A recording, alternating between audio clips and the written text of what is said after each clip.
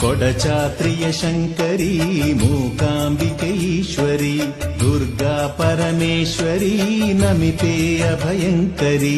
ಕೊಡಚಾತ್ರಿಯ ಶಂಕರಿ ಮೂಕಾಂಬಿಕೆ ಈಶ್ವರಿ ದುರ್ಗಾ ಪರಮೇಶ್ವರಿ ನಮಿತೆ ಅಭಯಂಕರಿ. ನಿತ್ಯ ಸತ್ಯ ರೂಪಳಾದ ನಿರ್ಮಲೆ ನಮೋಸ್ತುತೆ ಕೊಲ್ಲೂರಿನ ಕ್ಷೇತ್ರ ನಿಲಯೇ ಅಂಬಿಕೆ ನಮೋಸ್ತುತೆ.